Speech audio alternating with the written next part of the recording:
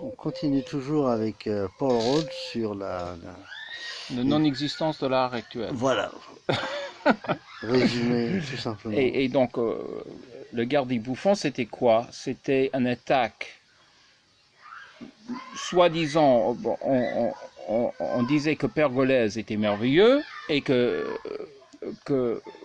Rameau était nul, parce que Pergolèse faisait le serva padrona, qui se moquait des riches et qui magnifiait le petit peuple, et que Rameau faisait des opéras qui parlaient des choses complètement mythologiques, n'importe quoi, pour amuser les aristocrates. Et donc, en fait, l'idée, c'était que l'art doit être socialement utile. Et bon, l'art était toujours plus ou moins socialement utile dans un certain sens, parce que si tu veux impressionner, tu es l'empereur, tu veux impressionner, tu fais un magnifique portrait, ou si tu veux inspirer la piété pour des autres ou pour toi-même, tu regardes un beau tableau de nativité, ou je ne sais pas, une peinture historique qui garde la mémoire de quelque chose. Donc il y avait toujours une utilité dans la peinture, mais ce n'était pas une utilité révolutionnaire. Faire progresser la société. Et donc, les guerres des Bouffons, finalement, ça aboutit avec David, qui est... Donc ça, c'est 18e, ça.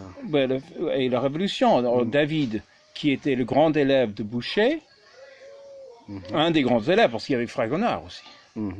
Et donc, mais Fragonard, c'était autre chose. Donc, David, un grand peintre, qui était révolutionnaire, et qui finalement...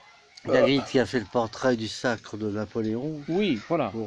Mais il a fait d'autres choses, c'était un vrai peintre. Mais en même temps, il avait donné, d'après moi, une impulsion à la peinture dans ce sens.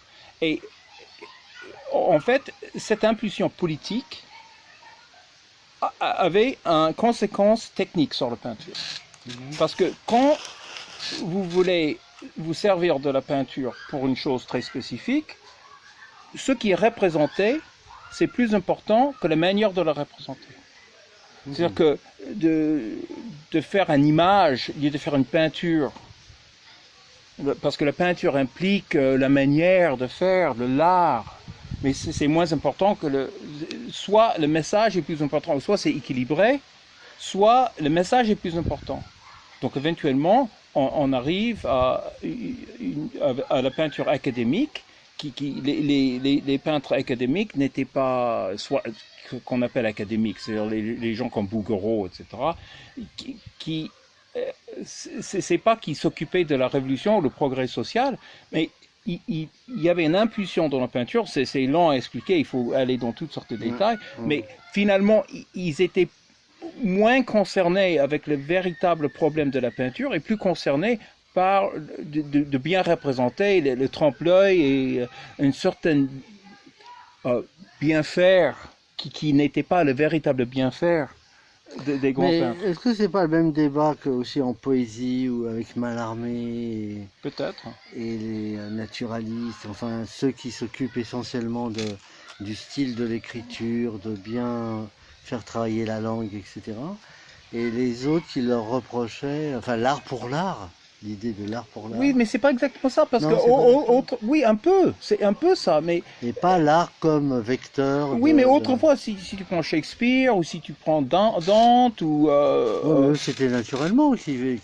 Voilà, donc il y avait des grands sujets, il parlait des grandes choses, mais aussi les questions de l'art étaient totalement présentes. Donc, avec cette dérive, c'est la partie de l'art qui s'est percutée. C'est pas comme s'il n'y avait pas de contenu dans l'art avant, mais c'était de complètement déconsidérer le côté artistique. Quand tu dis que Rameau est nul, parce que ses sujets sont pas bons, C'est pas moi qui dis ça. Oui, peut-être tu l'as dit.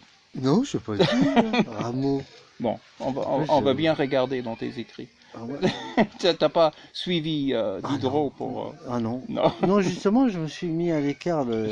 Bon, ben de toute manière... Je n'en connaissais pas suffisamment.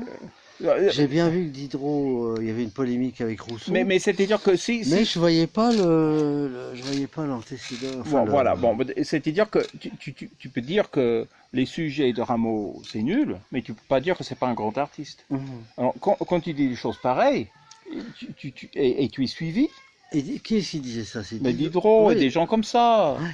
Et Rousseau défendait Rameau, alors? Non, ils attaquaient, tout le monde attaquait Rameau. Et ils défendaient Pergolèse, c'est un grand compositeur aussi. Mais il y a, et on peut dire que, si on veut dire que voilà, les sujets mythologiques de Rameau, c'est nul, tu peux dire ça, mais tu peux pas dire que c'est pas un grand compositeur. Et donc, quand tu dis ça devient égarant. Les gens étaient bel et bien égarés par ce genre de choses. Mais bon, ça c'était un moment clé dans cette dégringolade. Il y en avait d'autres. On peut arrêter là.